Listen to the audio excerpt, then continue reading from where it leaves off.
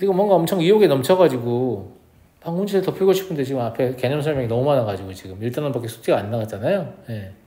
1단원 문제 풀이 하실 때 제가 우리는 1단원 단원평가를 보게 될 거거든요. 그 시점이 언제냐면 여러분들이 한 3, 4단원쯤 풀고 있을 때예요. 무슨 말이냐면 1단원 숙제 방금 했는데 그 다음 주에 시험 보면 누구나 잘 보죠. 무슨 말인지 알아? 전 시간이 좀 지나도 여러분들이 여전히 그 문제를 풀 수 있는가를 확인하고 싶은 거거든요. 그래서 일부러 시간이 좀 지나고 난 다음에 단원평가를 봐요. 그럼 학생들이 어떻게 하냐면 단원평가 준비한답시고 1단원 또 다시 풀고 있어요. 나는 그 점이 좀 안타깝다는 거지. 처음에 숙제할 때부터 내가 이게 단원평가를 볼 거잖아요. 그러면 문제집에 속으시면 안 돼요. 문제집은 어떻게 구성이 되어 있냐면 낮은 난이도부터 서서히 높은 난이도로 문제를 올려주기 때문에 문제집을 푸는 동안 일시적으로 실력이 향상돼요. 그런데 시험은 거기에 있는 문제들이 그냥 랜덤하게 막 뿌려지잖아요. 그러면 앞 단계에 문제가 있다는 얘기 없다는 얘기예요? 없다는 얘기예요. 그럼 냉정하게 스스로를 평가해서 내가 앞 단계의 문제를 풀었기 때문에 이걸 맞췄지만 시험에 나온다면 난 이걸 맞출 가능성이 높지 않겠구나 싶은 문제들을 필터링해요. 제 말 무슨 말인지 알겠어요? 그럼 단원평가를 본다고 하면 나는 이런 문제들 위주로만 다시 풀어보고 시험을 봐야지 라고 하고 시험 봐서 다 맞으셔야 돼요. 제 말 무슨 말인지 알겠죠? 아무 생각 없이 풀면 안 돼요. 예, 문제에 대해서 좀 냉정하게 생각을 하고 단원평가 준비를 미리 하시단 말이에요. 그러면 나중에 단원평가 잘 보겠다고 문제를 다시 푸는 그런 불상사가 없잖아요. 알겠어요? 네, 좋아요. 자, 제가 다항식이 대수식이라고 했는데 정수를 대신한다고 했잖아요. 그래서 진법 얘기도 했을 건데 그 정수는 약수와 배수의 개념이 있거든요. 그러면 다항식도 약수와 배수의 개념이 있어요. 그 다음에 정수 중에 자연수는 소수와 합성수의 개념이 있잖아요. 그래서 다항식도 소수와 합성수의 개념이 있어요. 제 말 무슨 말인지 알겠죠? 예. 자, 그 내용을 좀 정리해 보려고 하는데 세 다항식 A랑 B랑 Q 사이에 A는 BQ 이때 B는 0이 아닙니다. 인 관계가 있을 때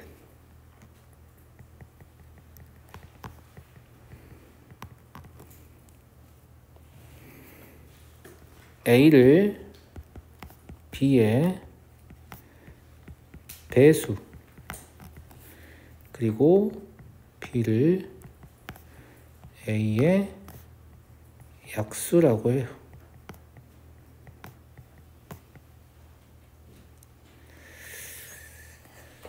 그리고 지난 시간에 제가 말씀드렸지만 여기서 이 약수라는 아이는 인수라고 교체할 수 있어요. 똑같은 말입니다. 인수하고 약수는 정확히 똑같은 말이에요. 알겠죠? 하지만 인수분해를 약수분해라고 하진 않는다고 했어요. 예. 이해하시죠?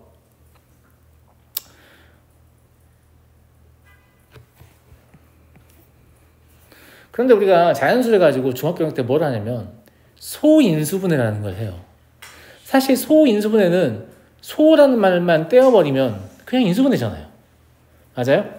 가령 자연수 36이 그냥 제 맘대로 쓰는 거예요. 9 곱하기 4라고 쓰면 인수분해 한 거잖아요. 한 거잖아. 12 곱하기 3이라고 써도 인수분해 한 거잖아요. 그럼 인수분해 답이 너무 여러 개 나오지. 이걸 정수 범위까지 확대하니까 마12 곱하기 마3도 된단 말이야. 뭔 말인지 알겠어요? 그래서 이게 자연수에 있으면 얘기할게요. 네. 그러면 이 답이 여러 개 나오니까 이 여러 개 나오는 답을 하나로 통일하려고 야, 너네 인수는 전부 다 소수인 인수만 써야 돼. 이게 소인수분해예요. 그럼 답이 다 똑같이 나오죠. 소인수분해 하시라고 하면. 제 말이 무슨 말인지 알겠어요? 예. 이런 것처럼 다항식도 인수분해를 하면 답이 똑같이 나왔으면 좋겠잖아요. 그래서 답이 똑같이 나오게끔 하기 위해서 각각 뭐에 해당하는지 그 매칭되는 개념을 좀 얘기를 해볼게요. 알겠죠? 예. 다항식에서 아까 우리가 그렇게 열심히 인수분해 했던 인수분해 목적은 뭐였어요? 1차식을 만드는 거였죠. 그죠? 이 1차식이 정수에서의 소수에 해당한다고 생각하시면 돼요. 왜냐면 다항식은 인수분해 하라고 하면 다 똑같은 답을 내거든요. 소인수분해 하시오 이런 말 안 해도 다 똑같은 답을 내요. 무슨 말인지 알겠죠? 예. 그리고 2차 이상의 다항식은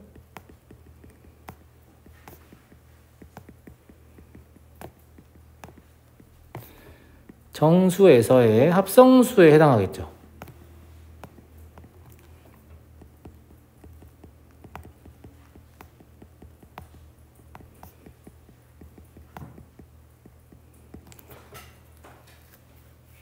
그래서 인수분해를 하라고 하면 목적이 뭐가 되는 거예요? 1차식만의 곱으로 쓰는 게 목적이 되는 거예요. 그게 소인수분해가 되는 거니까. 2차식이 껴있으면 뭐가 껴있는 거예요? 합성수가 껴있는 개념이 되는 거잖아요. 제 말이 무슨 말인지 알겠죠? 예. 그래서 정말로 이렇게 수와 매칭되는 개념이다. 그러면 선생님, 정수는 약수와 배수를 배우고 나면 한 가지만 더요. 이 관계식 있을 때 지금 B는 0이 아니다 나와 있으니까 그러면 Q는 0이 될 수 있다는 얘기잖아요. 그래서 Q를 A의 약수라고 지금 언급하지 않은 거예요. 만약에 Q도 0이 아니다라는 조건이 있으면 Q도 A의 약수 또는 인수가 되거든요. 예, 그런데 Q가 지금 0이 아니다는 말이 없잖아요. 그래서 왜 Q는 약수 또는 인수라고 안 해요? 라고 하면 그래서 지금 회피한 거죠, 그냥. 알겠죠? 0이 아니다라는 보장만 있으면 Q도 A의 약수 또는 인수입니다. 아시겠죠? A도 Q의 배수고요. 이해하시죠? 네. 여튼 약수와 배수의 개념을 우리는 자연수에서 뭘 또 이제 확대하냐면 최대 공약수나 최소 공배수의 개념으로 확대하거든요. 중학교 1학년 과정이니까 잘 기억나시죠? 네. 그것 또한 다항식에서도 실제 의미를 갖고 있습니다.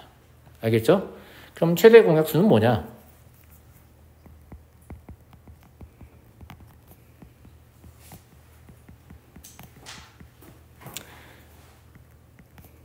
둘 이상의 다항식에 그냥 공약수라는 표현 써버릴게요. 괜찮죠? 다 이해되시죠? 네, 공통인 약수요.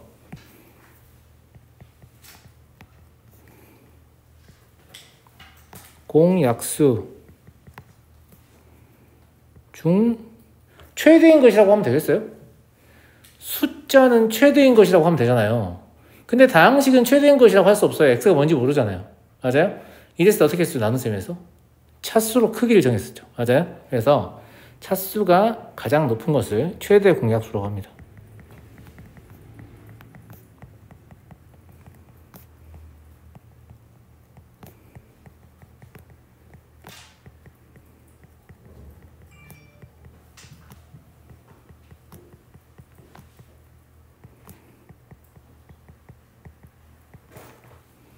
마찬가지입니다. 최소 공배수의 개념도 있겠죠. 이것도 둘 이상의 다항식의 공배수 중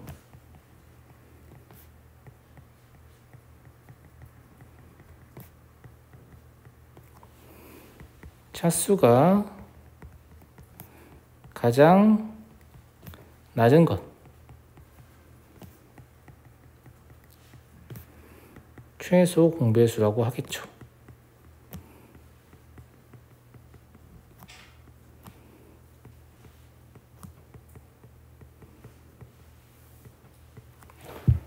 약간 국어 시간처럼 뭔가 알아야 될 게 이렇게 너무 많은데 이게 끝까지 이러지 않고요. 초반에만 좀 그래요. 알겠죠? 초반에만 좀 참아주시면 돼요. 다음 서로소의 개념 기억나요? 서로소? 서로소는 뭐였어요? 1 이외의 공약수를 갖지 않을 때였죠.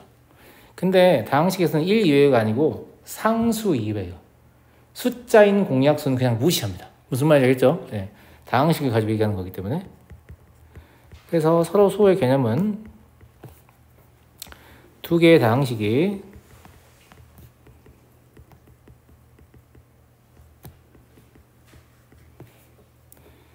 상수 이외의 공약수를 갖지 않을 때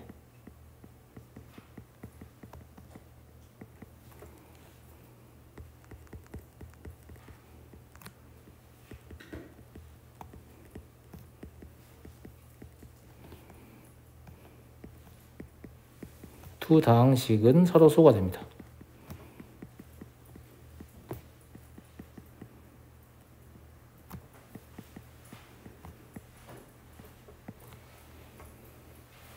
그래서 알고 계시던 그 정수의 개념하고 많이 크게 차이 나지 않으니까 그냥 그대로 흡수하시면 되겠어요. 뭐 특별히 따로 외울 것도 없는 것 같죠, 그죠? 예. 그 다음에 최대 공약수 우리가 그 영어로 GCD라고 썼던 거 기억나요? 그죠? 예. 최성훈 교수는 뭐 LCM이라고 썼던 거 기억나요? 기억나요? 안 나요? 기억나시죠?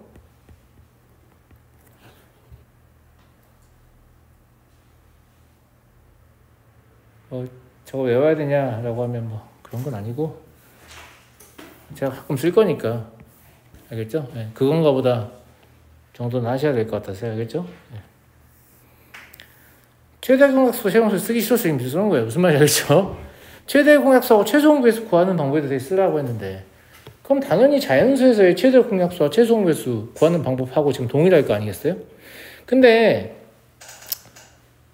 최대 공약수, 최소 공배수 구하는 방법이 두 가지 있었던 거 알아요? 나눠가지고 막 이렇게 하는 거 말고 소인수분해해가지고 하는 거 알죠? 최대 공약수는 소인수분해해서 공통으로 들어있는 것만 고르고 차수가 낮은 거 고르고 최소 공배수는 둘 중 어느 하나에라도 들어있는 인수 다 고르고 그 다음에 기왕이면 차수 높은 거 고르고 이거 아시죠? 소인수분해해서 약수 배수 구하는 거. 그래서 그 내용으로 정리를 할게요. 뭐 나눗셈 할 거 아니니까 이거는 알겠죠? 네. 인수분해밖에 방법 없어요. 그래서 최대 공약수는 각 다항식의 공통인수를 모두 곱하는 거죠.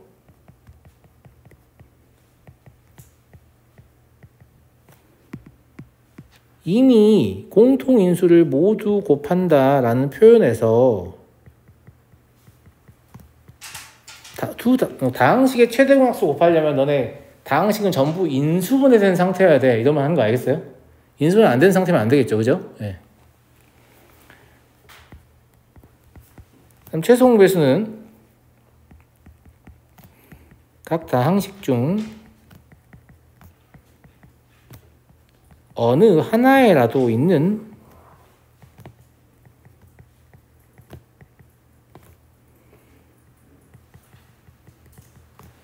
인수를 모두 곱하고요.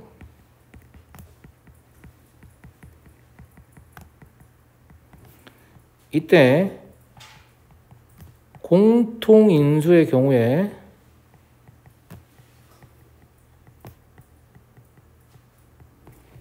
차수가 큰 것을 택하시면 되죠.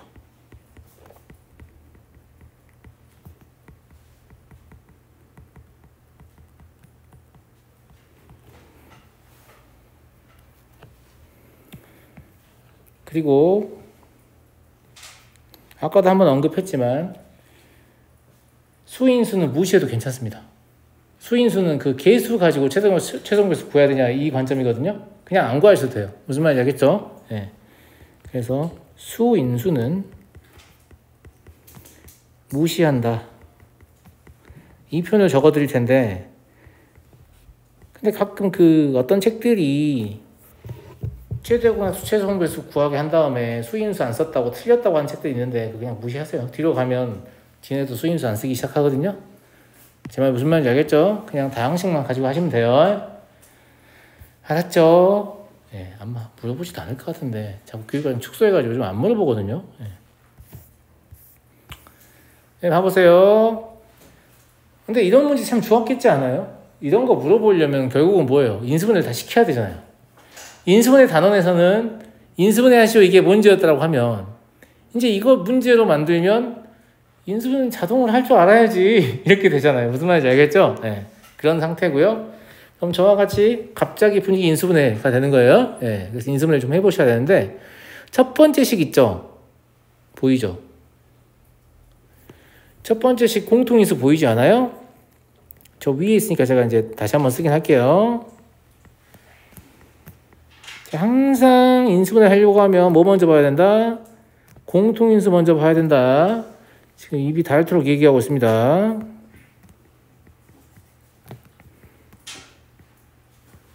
그리고 이 괄호 안에 있는 식은요, y와 x의 위치를 잠깐 바꿔주시면, 즉 x에 대해 정리하시면 마이너스 2y와 y로 인수분해가 가능하네요. 그죠? 네. 그래서 얘는 x 플러스 y, x 마이너스 2y 이렇게 인수분해가 될 것 같아요. 두 번째,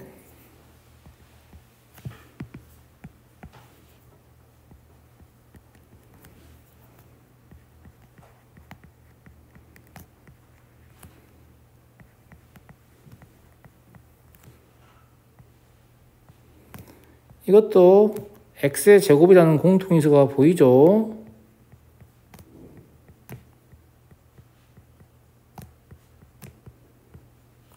위하고 똑같은 구조를 가지고 있어서 y와 x의 위치를 좀 잠깐 바꿔주시면 3y와 y로 인수분해가 가능합니다. 그죠?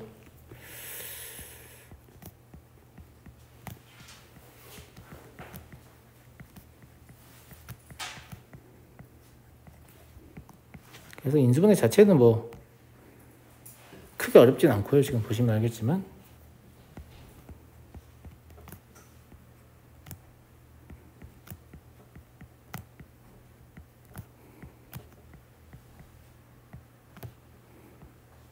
세 번째 식은 공통인수가 xy네요.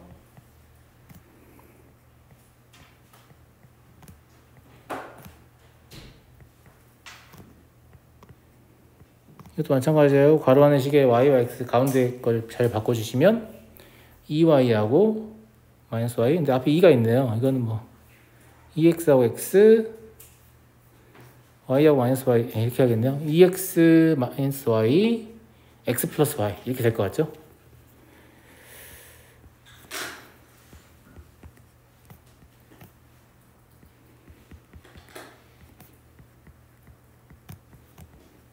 이렇게 보통은 숫자 인수가 없어요. 다항식에도 애당초에 물어보고 싶은 생각이 없기 때문에. 무슨 말인지 알겠죠? 네. 숫자가 곱해지지도 않아요.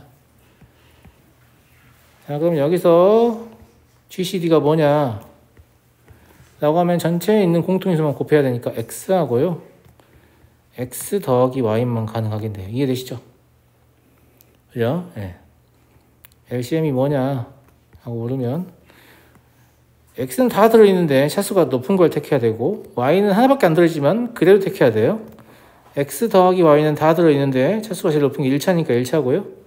그 다음에 x 마이너스 2y 하나밖에 없지만 곱해야 되고 x 플러스 3y 하나밖에 없지만 곱해야 되고 2x 마이너스 y도 하나밖에 없지만 곱해야 되죠.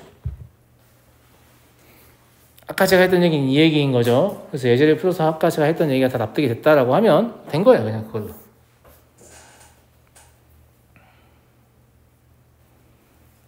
자, 하나 더 해볼게요. 두 번째 거. x의 세제곱 플러스 2는 뭘로 인수분해하는 거예요? 인수분해 공식 쓰는 거예요. 공통인수 없잖아요. 그죠? 네.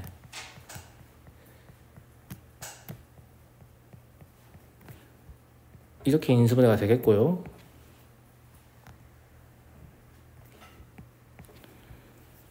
두 번째.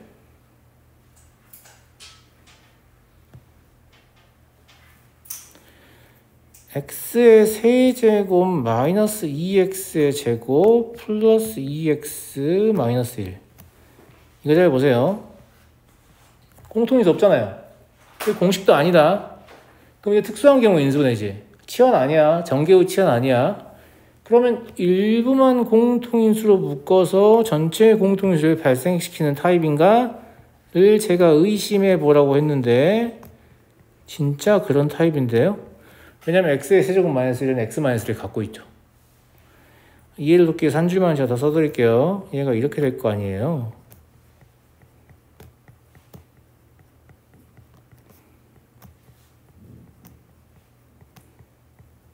그러면 갑자기 두 개씩 묶었을 뿐인데 x 마이너스 1이라는 전체 공통인수가 나오잖아요. 이게 실제로 학생들이 잘 못하는 유형이라고 말씀드렸어요. 알겠죠? 네.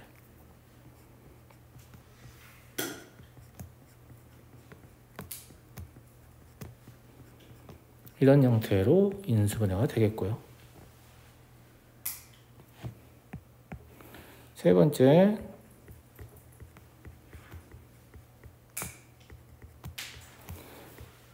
얘는 보기차식 형태 아니에요? 그래서 이거 공식으로, 선생님 저 공식이 기억이 나요. 공식으로 하죠.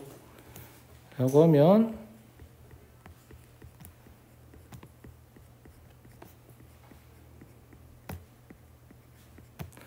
그 보기차식 공식이 시간이 지나면 잘 기억이 안 나거든요. 그럼 학생들이 쓸까 말까 망설이는데 일단 쓰셔야 기억이 날 거 아니에요. 아니 근데 일단 써가지고 전개해보면 틀린지 금방 알잖아. 아씨 까먹었네. 이러고 다시 뭐였지 생각해볼 기회가 있잖아요. 그죠? 예. 왜냐면 이게 전개하는 것도 쉬운 게 x제곱 플러스를 한 문자를 보면 완전 제곱을 차잖아. 그럼 x제곱 더하기 2x제곱 더하기 이래서 x제곱 빼는 건데 원래식 나오죠. 그럼 내가 올바르게 공식을 기억했다라는 게 확인이 됩니다. 그래서 여기서 최대 공약수는 x의 제곱 마이너스 x 플러스 1 이거 한 개밖에 없네요. 공통인수 자체가. 그리고 최소 공배수는 x 플러스 1도 적어야 되고요. x 마이너스 1도 적어야 되고 x의 제곱 플러스 x 플러스 1도 적어야 되고 x의 제곱 마이너스 x 플러스 1도 적어야 되는 그런 형태가 되는 거죠. 일단 뭐 인수분해만 성공적으로 하시면 뭐 특별히 어려울 것은 없겠다 이런 얘기고요. 자 다음 최대 공약수와 최소 공배수랑 원래 다항식의 관계인데 이거 중1 과정이에요. 보면 옛날 생각날 거예요. 알겠죠? 네. 자, 두 다항식 그냥 이름만 다항식으로 바뀌었을 뿐이죠. A, B의 최대 공약수를 그냥 귀찮으니까 G라고 할게요. 알겠죠? 그 다음에 최소 공배수를 귀찮으니까 L이라고 할게요.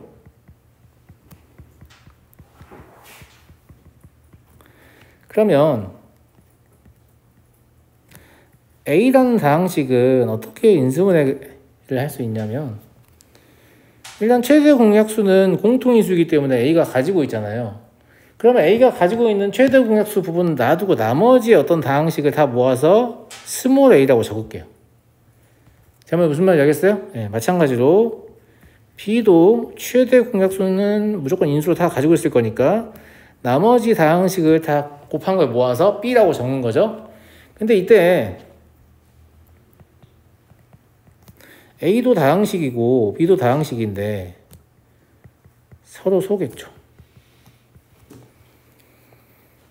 제 말 무슨 말인지 이해되시죠? 네. 두 번째, 만약에 최소 공배수를 물어보면 저것도 나름 인수분해된 상태로 볼 수 있잖아요. 그럼 G라는 놈은 공통인수잖아요. 그런데 최소 공배수는 어느 한 곳에라도 있는 인수를 다 적어야 되잖아요. 그럼 이렇게 적게 될 거 아니겠습니까? 맞아요? 네. 그래서 최소 공배수와 최대 공약수를 곱해보면 공교롭게도 이렇게 되거든요. 그러면 최대 공약수와 A 하나, 최대 공약수와 B 하나 이런 식으로 엮으면 원래 두 다항식의 곱하고 갖게 되죠. 그래서 최대 공약수와 최소 공배수의 곱은 원래 두 다항식의 곱하고 갖게 되는 거죠. 이해하시겠죠? 이해하시겠죠? 예. 근데 다항식 얘기를 하는 거니까 수인수를 고려하게 되면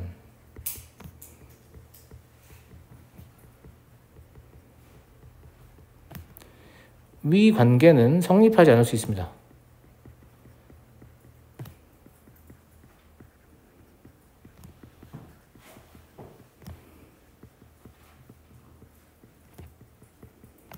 이 말은 저 위 관계가 틀렸다는 말이 아니라 수인수를 고려한 네 잘못이다라는 얘기예요. 이 다항식이니까 수인수를 고려하면 안 되는데 왜 수인수를 꼬리하고 있냐 이 말인 거예요.